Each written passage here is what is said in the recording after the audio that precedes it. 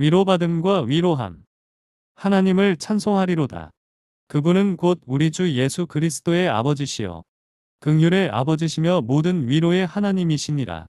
그분께서 우리의 모든 환난 중에서 우리를 위로하심은 우리 자신이 하나님께 위로받을 때 얻는 위로를 힘입어 우리가 어떤 고난 중에 있는 자들도 능히 위로하게 하려 하심이라.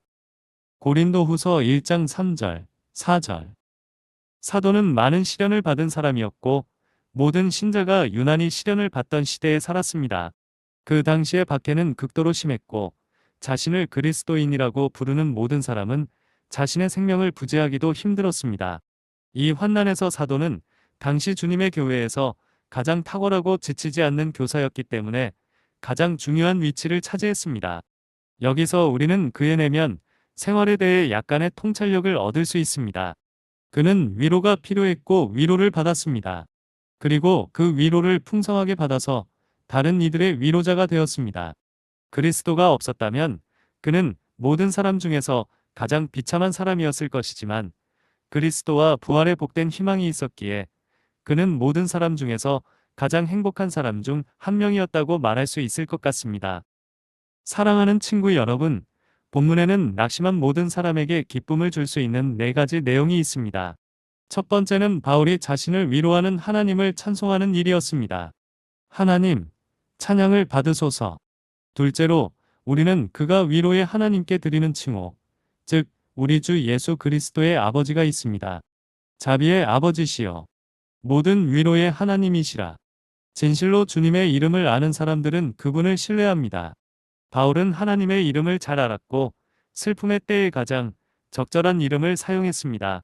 셋째로 사도가 여기서 우리의 모든 환난 중에서 우리를 위로하시는 이라고 말한 위로한다는 사실을 잠시 생각해 보아야 할 것입니다. 그리고 마지막으로 우리는 무엇보다 위로하시는 의도를 살펴보려고 노력할 것입니다. 이는 우리 자신이 하나님께 받는 위로로서 모든 환난 중에 있는 자들을 능히 위로하게 하려 함이니라. 1. 먼저 슬퍼하고 근심하며 낙심하는 당신은 위로하는 사도의 직분을 생각해 보도록 초대받았습니다. 바울 서신 14권의 대부분은 하나님을 향한 찬양으로 시작하며 예상치 못한 순간에 독설이 터져 나오기도 합니다. 그는 펜을 내려놓고 주 예수 그리스도의 하나님과 아버지께 무릎을 꿇고 지극히 높으신 분께 감사를 쏟아붓습니다. 여기에 한 사람이 있었는데 그 사람은 다음날 자신이 어떻게 죽을지 전혀 알 수 없었습니다. 왜냐하면 그의 적들은 많고 잔인하고 강력했기 때문입니다. 그럼에도 불구하고 그는 하나님을 찬양하고 축복하는 데 많은 시간을 보냈습니다. 위로하는 이 직분. 그의 마음은 그의 고난으로 인해 꺾이거나 정복되지 않았다고 주장합니다. 그러나 바울은 마음이 아팠습니다. 그는 여러 가지 방식으로 갇혀 있었지만 말할 수 있었습니다. 실제로 그는 하나님을 찬송하리로다라고 말했습니다. 욥은 큰 시련을 당하고 슬픔에 잠겼지만 주께서 주셨고 주께서 거두셨으니 주의 이름이 찬송 받으실지어다라고 말했습니다. 우리가 하나님의 축복을 앞세울 수 있는 한 그것은 대적이 우리에게서 무엇을 빼앗아 갔을지라도 큰 상급이 있는 우리의 자신감을 빼앗아 가지 않았으며 그가 무엇을 짓밟았더라도 우리의 마음을 짓밟지 않았다는 확실한 신호입니다. 그분은 그것을 쓴맛으로 둘러싸셨을지 모르지만 마음 자체는 쓴맛이 아니라 사도의 이 말처럼 하나님께 찬송을 드립니다와 같이 달콤한 물줄기를 내뿜는 분수입니다.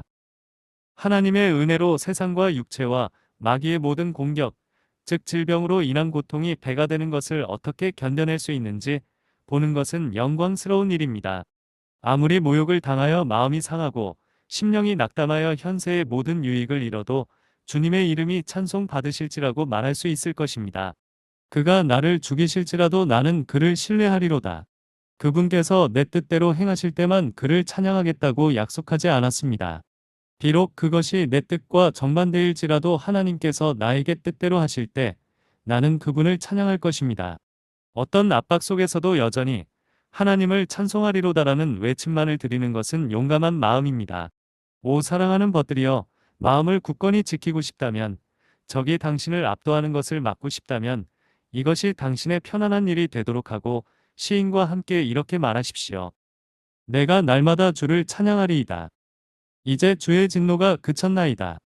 내 영혼아 여호와를 송축하라. 내 속에 있는 것들아 다 그 성호를 송축하라라고 외치는 것보다 더 고난의 물결 위에서 머리를 지킬 수 있는 것은 없습니다. 이 일은 사탄이 우리의 고난과 관련하여 사탄의 목적이 우리가 하나님을 저주하고 죽는 것이기 때문에 사탄을 만족시키지 않았다는 것을 보여줍니다.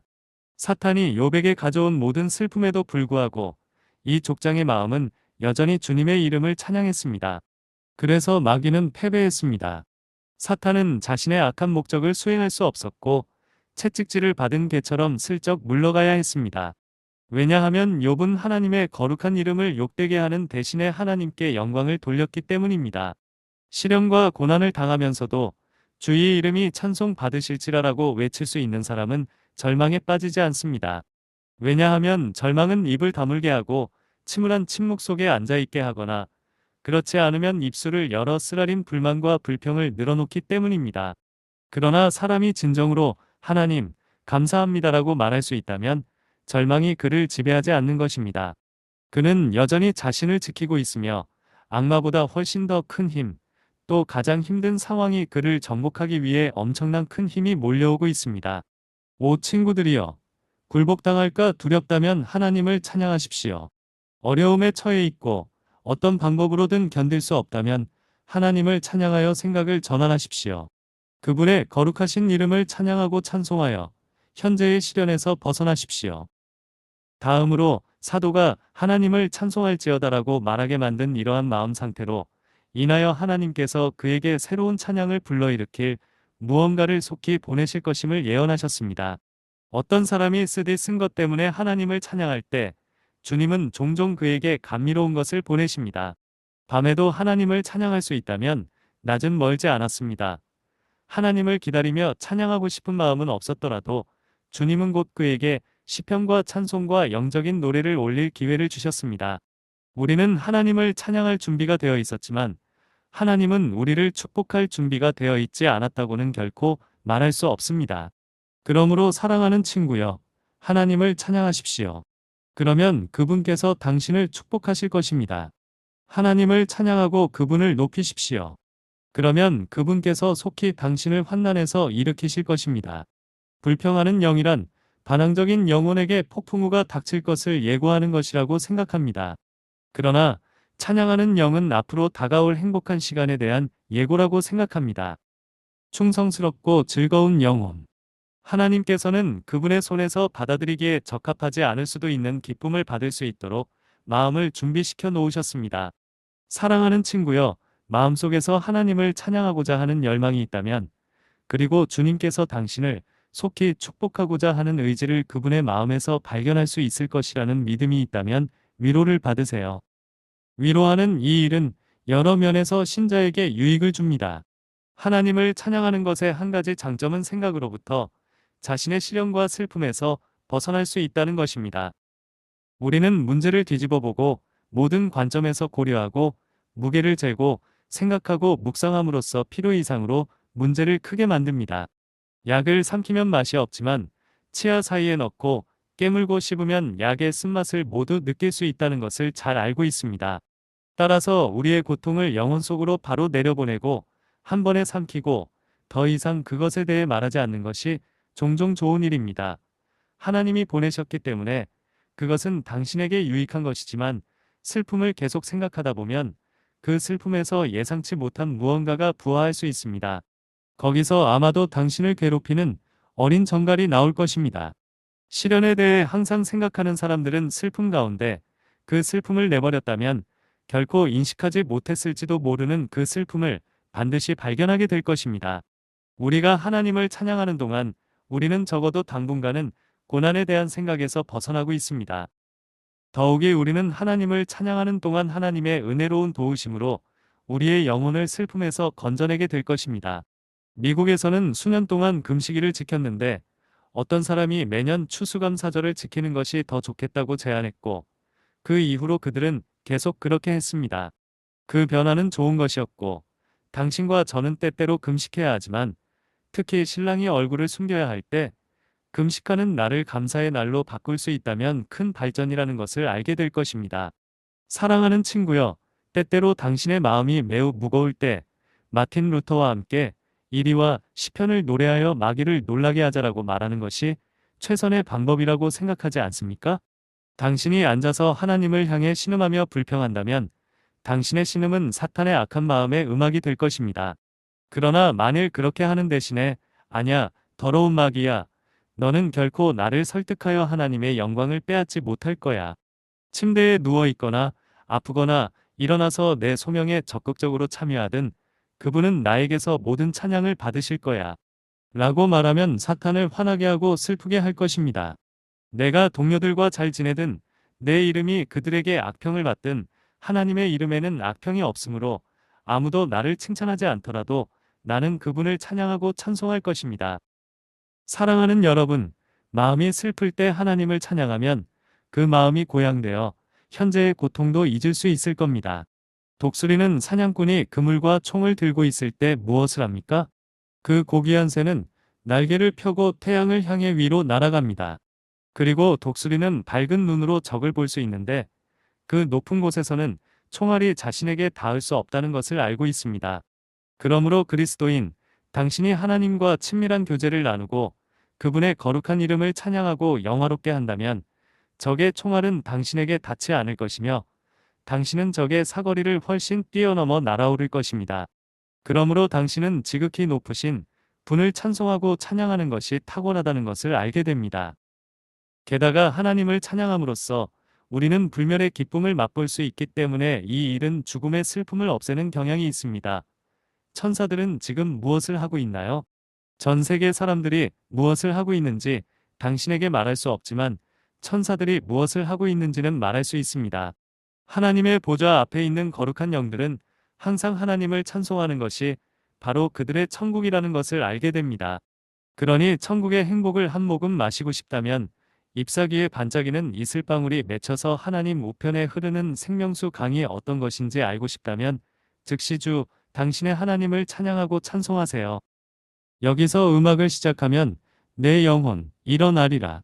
오, 천상의 노래를 위해 내 열정을 하늘로. 이곳에서 하나님을 찬양하는 것만큼 천국의 기쁨을 기대할 수 있는 더 좋은 방법은 없습니다. 당신은 또한 하나님을 찬양함으로써 당신의 고난을 파괴시킬 수도 있습니다. 주님을 송축함으로써 당신은 대적의 목을 밟을 수 있습니다. 당신은 하나님의 은혜로운 도우심으로 깊은 곳에서 노래할 수 있습니다. 주님께서 당신을 들어 올리실 때까지 깊은 곳에서 주님께 부르짖으며 가장 높은 곳에서 주님을 찬양하고 그분의 이름을 드높일 수 있습니다.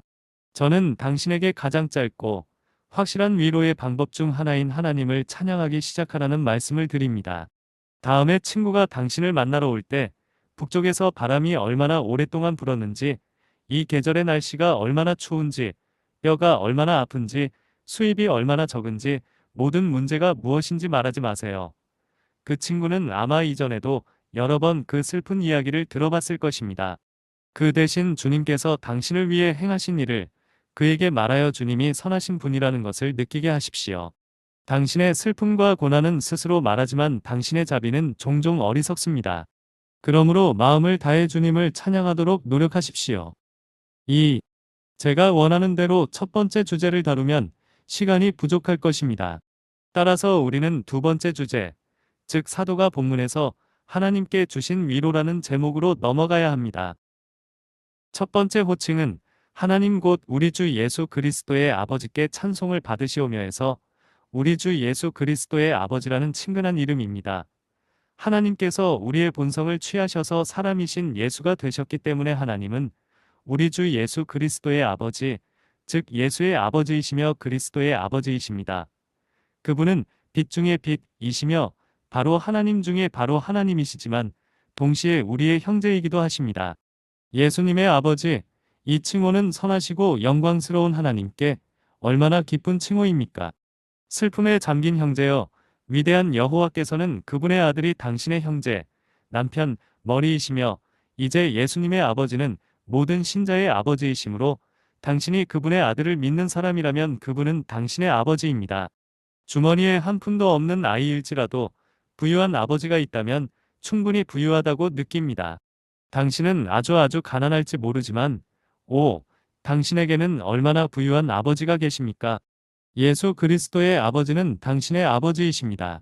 그리고 하나님께서 자신의 사랑하는 아들을 높이셨듯이 때가 되면 당신에게도 그렇게 하실 것입니다. 우리 주 예수님은 많은 형제들 사이에서 맏아들이시며 아버지께서는 그분을 대하는 것처럼 다른 형제들을 대하신다는 뜻입니다.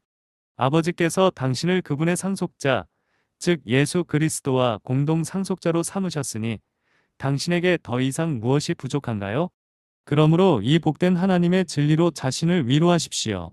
만약 당신이 괴롭고 힘들다면 하나님이 그리스도의 아버지이시며 당신의 아버지라는 이 사실만으로도 성령의 축복으로 당신을 강렬한 기쁨으로 채우기에 충분할 것입니다. 바울은 이 친근함의 이름에 더하여 하나님께 감사의 이름인 자비의 아버지라는 칭호를 붙입니다. 그렇다면 내가 받은 모든 자비는 자비의 아버지이신 하나님으로부터 받은 것입니다. 현세의 모든 자비는 하나님 아버지로부터 하나님의 백성에게 주어집니다. 우리에게 먹을 빵과 입을 옷을 주시는 분은 바로 그분입니다. 지속적인 자비, 만족스러운 자비, 영혼을 채우는 자비, 이 모든 것이 하나님으로부터 온다는 사실에 우리는 행복합니다. 모든 빗줄기가 빛의 아버지로부터 나오듯이 모든 자비도 하나님으로부터 나옵니다. 바다가 마르면 모든 강이 말라버리듯이 바다는 지구 수분의 궁극적 인원천이기 때문에 우리의 모든 자비도 그 위대한 자비의 바다, 우리 주님이자 구주 예수 그리스도의 하나님이자 아버지로부터 오지 않으면 그것은 마른 자비, 불무의 자비가 될 것입니다. 아니, 전혀 자비가 없을 것입니다. 자, 이제 사랑하는 신자들, 당신의 아버지는 자비의 아버지이심으로 당신은 필요한 모든 자비를 얻기 위해 그분께 갈 수 없나요? 지금 당장 당신의 자비가 아주 적은 것 같다면 가장 자비로우신 분에게 가서 그분의 풍성한 창고에서 당신을 구출해달라고 요청할 수 없겠습니까? 왜냐하면 그분의 자비는 영원하기 때문입니다. 바울이 하나님께 붙인 세 번째 칭호는 당신의 영혼에 가장 깊은 위로를 줄 것입니다. 저는 감히 이 이름을 소망의 이름이라고 부르고 싶습니다. 모든 위로의 하나님. 모든 종류의 위로가 하나님 안에 저장되어 있습니다. 고난을 견디는데 무엇이 필요하든 하나님께서는 당신에게 필요한 위로를 가지고 계시며 그분은 당신에게 그것을 주실 준비가 되어 계십니다. 그 사실을 확신하고 또한 그분의 손을 구하면 그분이 당신에게 그것을 주실 것을 믿으십시오. 이 크고 끔찍한 광야를 지나는 길에서 겪는 시련으로 인해 지친 모든 분들에게 위로가 가득한 이름이라고 생각합니다. 하나님은 어떤 위로의 하나님이 아니라 모든 위로의 하나님이십니다. 인간에게 주어졌던 모든 종류의 위로가 당신에게 필요하다면 하나님은 그것을 예비해 두셨고 당신에게 주실 것입니다.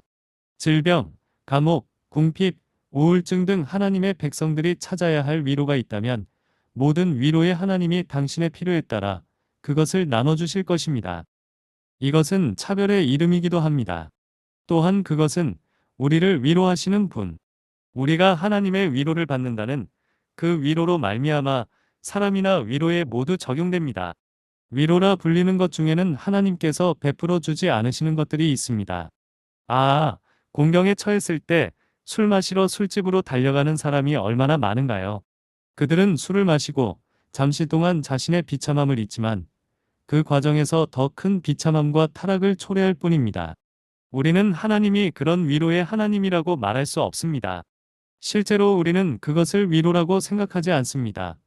슬픔을 잊기 위해 방탕에 빠지는 사람들도 있습니다. 하나님은 방탕의 하나님이 아니시므로 그것은 하나님의 자녀에게 위로가 되지 못하며 오히려 비참함을 더할 뿐입니다.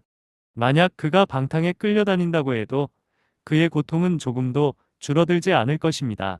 세상에 무엇이 있든 그리고 사람들이 위로라고 부르는 그런 것들이 많이 있든 그것이 하나님께서 보내신 것과 같은 것인지 확신할 수 없다면 그것들이 당신에게 위로의 원천이 아니라 오히려 공포로 여기십시오. 하나님의 모든 자녀가 이러한 분별력을 가지고 내가 위로라고 여기는 것을 하나님이 주시지 않는다면 그것은 위로가 될 수 없다고 말할 수 있기를 바랍니다. 위로를 주는 것은 피조물이 아니라 오직 창조주뿐입니다. 피조물이 하나님의 이름으로 우리에게 위로를 가져다 줄 수는 있지만 그것은 반드시 그분에게서 온 것이어야 합니다. 빵이 우리를 먹여 살리는 이유는 하나님이 그렇게 하시기로 선택하셨기 때문입니다. 약이 우리를 치유하는 것은 여호와께서 약을 치유의 수단으로 삼으시기 때문입니다. 그러나 하나님께서 그 수단으로 역사하지 않으시면 치료가 이루어지지 않습니다. 창조주 하나님을 보혜사로 모신 당신은 마치 정원에 우물이 있는 사람과 같습니다. 파이프를 통해 물을 공급해야 할 때 그 우물물을 닫거나 여는 수도꼭지가 없을 수도 있지만 그 사람은 우물 자체를 가지고 있어서 필요한 만큼 끌어올 수 있습니다. 방금 우리가 노래한 것을 기억하십시오. 왜 영혼이 한 방울이라도 슬퍼해야 하나요? 근처에 샘이 있는 사람이 누군가요? 언제나 감미롭고 맑은 물이 흐르는 샘이 있나요? 그러므로 바울이 하나님과 관련하여 사용하는 위로의 하나님이라는 제목의 많은 위로를 받으십시오. 꽃잎 속으로 뛰어들어 꿀을 빨아들이는 꿀벌처럼 이 제목들 속으로 뛰어들어 성령께서 당신을 위해 저장해 두신 맛있는 꿀을 뽑아내시기를 기도합니다. 3. 이제 세 번째로 바울이 여기서 언급하고 있는 위로가 되는 사실에 대해 이야기하겠습니다. 모든 위로의 하나님이 우리의 모든 환난 중에서 우리를 위로하시느니라. 이것은 바울의 선언이었으며 저 역시 여기 참석한 많은 사람들의 이름으로 바울과 그 시대의 그리스도인들에게만 해당되는 말이 아니라 우리에게도 해당되는 말이라고 말할 수 있습니다. 모든 위로의 하나님이 환난 중에 우리를 위로해 주셨습니다. 이제 당신의 슬픔을 기록한 일기장을 되돌아보십시오. 슬픔 속에서 주님의 도우심과 그 슬픔으로부터의 구원에 대한 기록도 함께 기록되어 있지 않습니까? 제가 여러분 모두를 대변할 수 없다면 제 자신만을 대변하겠습니다. 그렇지 않으면 제가 서 있는 바로 그 목재가 저를 향해 소리칠지도 모릅니다. 주님은 많은 고난의 시간 동안 저에게 큰 은혜를 베풀어 주셨습니다. 그분의 이름이 찬송을 받으소서. 그분은 위로를 가져오는데 결코 실패하지 않았습니다.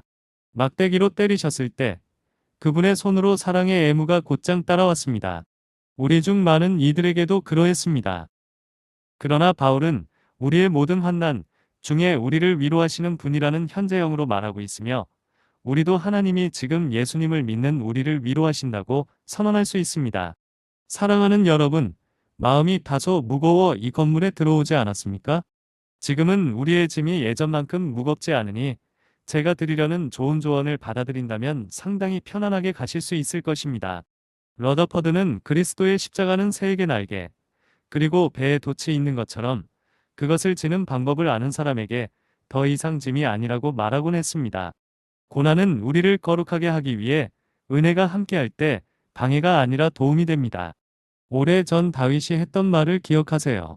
내 짐을 여호와께 맡기라.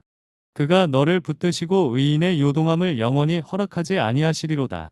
그러나 당신의 짐을 주님께 맡긴다면 제가 축복을 선포할 때 그 짐을 찾으러 가지 마시고 아예 내려놓으세요.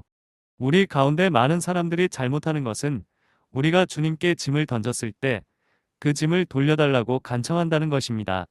그런데 그분이 우리의 어리석은 요청을 들어 주신다면 그 짐은 이전보다 2배나 무겁게 돌아옵니다. 오, 어린아이가 아버지에게 물건을 맡기듯 우리의 문제를 하늘에 계신 아버지께 맡길 수 있을 만큼 현명했으면 좋겠습니다.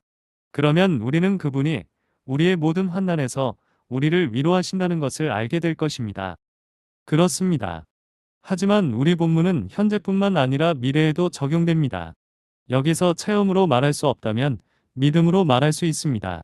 아버지를 사랑하는 어린아이는 올해에도 아버지가 자신을 위로해 주실 것을 의심치 않습니다.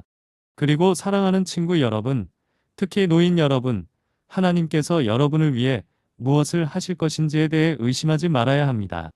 베테랑들이 흔들리고 의심하기 시작하면 그들을 위해 어떤 변명을 해야 할지 모르겠습니다. 굶어 죽을까봐 두렵다고 말한 한 분의 이야기가 기억납니다. 누군가 그녀에게 몇 살이세요? 라고 물었습니다. 75세요. 그녀가 대답했습니다. 기독교인이 된 지는 얼마나 되셨나요? 50년입니다. 하나님 아버지께서 지난 50년 동안 당신을 먹여주셨는데 앞으로 남은 몇 년 동안 굶주리게 하실까봐 두렵습니까? 당신이 그녀를 본받지 말아야 할 것은 그 불쌍한 늙은 영혼의 마음이 매우 잘못되었기 때문입니다.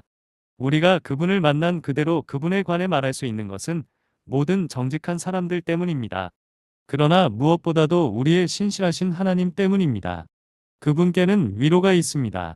그리고 바울은 그분이 단 한순간도 우리를 위로하는 것을 멈추지 않으신다는 것을 우리가 느낄 수 있도록 이렇게 표현합니다.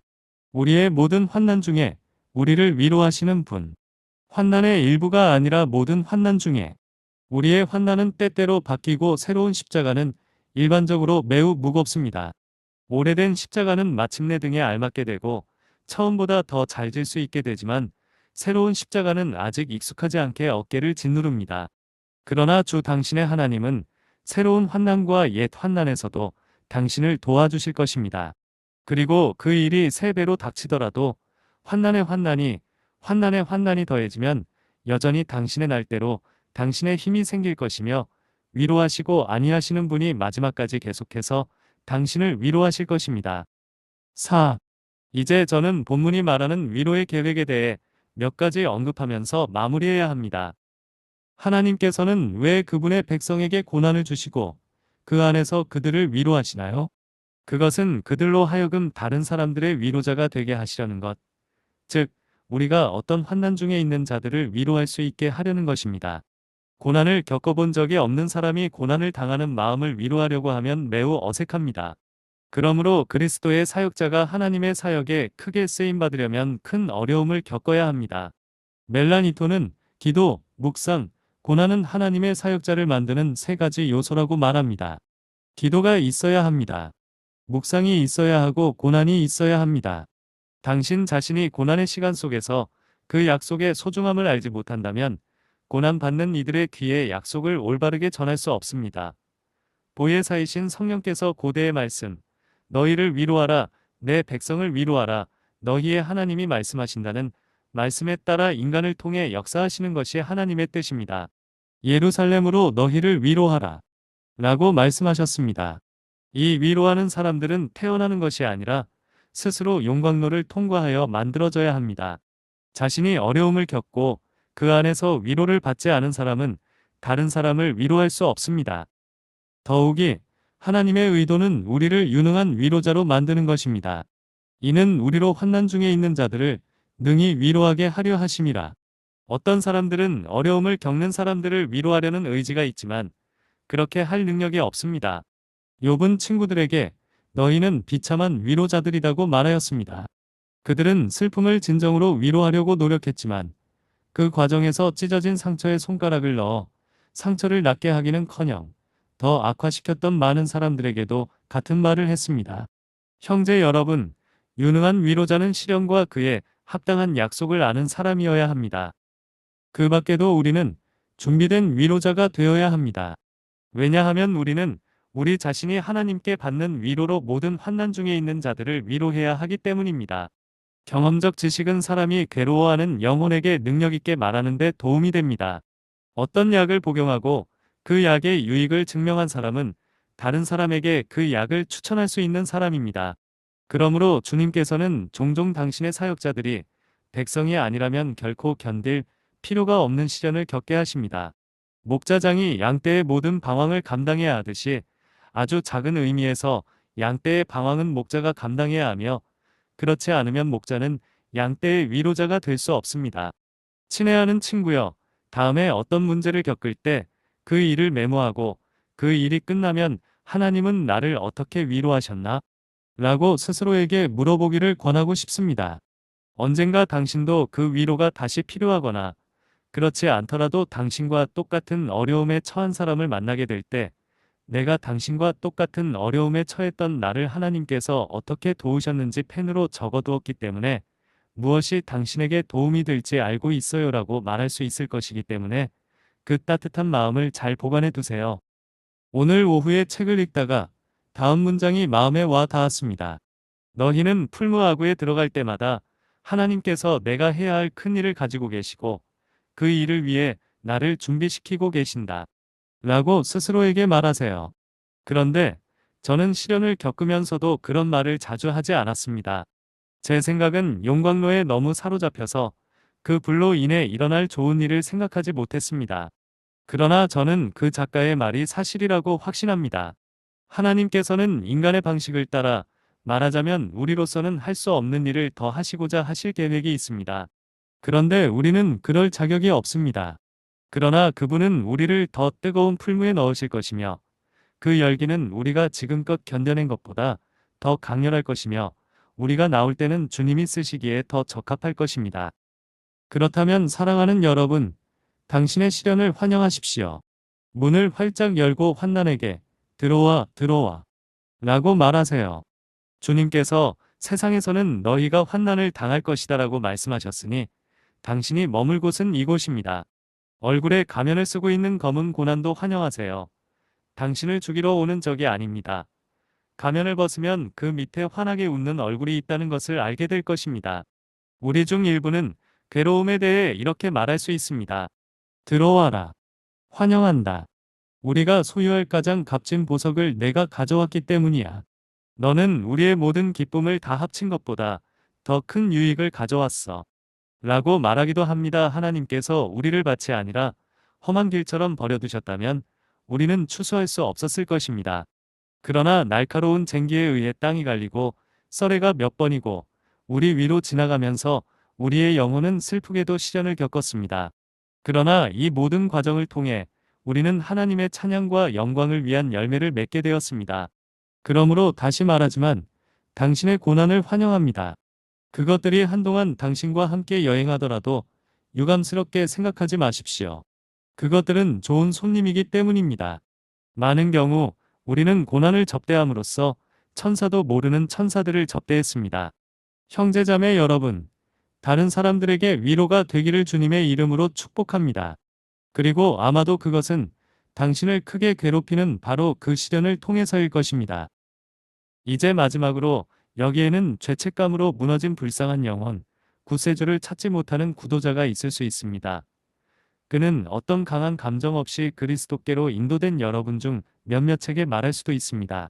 그는 당신에게 자신의 절망에 대해 말하기 시작할 것이고 당신은 그를 바라보며 세상에 이 사람은 어디서 왔지? 라고 할 겁니다. 그렇다면 당신은 그가 경험한 것을 겪어본 적이 없으니 그를 도우려고 하지 마세요. 좁은 문으로 가는데 어려움을 겪은 형제, 큰 짐을 등에 지고 낙담의 늪으로 넘어져 수렁에 질식할 뻔한 불쌍한 사람을 찾아가십시오. 그에게 크리스천 형제여, 여기 당신처럼 허우적거리는 또 다른 영혼이 있습니다. 라고 말하세요.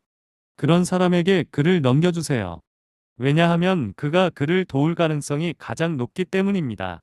처음에 그리스도를 영접하는데 큰 어려움을 겪었던 당신은 자신과 같은 처지의 다른 사람들을 찾아서 그들에게 도움의 손길을 내밀며 우리가 도울 수 있다면 우리처럼 고통받게 하고 싶지 않아요라고 말할 겁니다. 우리는 당신에게 예수 그리스도께로 가는 길을 보여주고 우리가 그랬던 것처럼 당신이 더 빨리 그 길을 깨닫게 되기를 바랍니다. 오늘 밤 당신이 믿음을 통해 기쁨과 평화를 얻게 되기를 기원합니다. 사랑하는 친구 여러분, 마음이 상한 사람들을 돌봐주세요. 정신이 약한 사람을 조심하세요. 불쌍한 두려움씨를 조심하세요. 그들이 밖에 오래 누워있지 않도록 하세요. 성벽 너머로 가서 그들을 도우시고 그 자비를 찾기를 갈망하는 모든 사람에게 하나님의 이름으로 자비를 베풀어 주십시오. 그리스도로 인하여 하나님께서 여러분 모두를 축복하시기를 바랍니다. 아멘.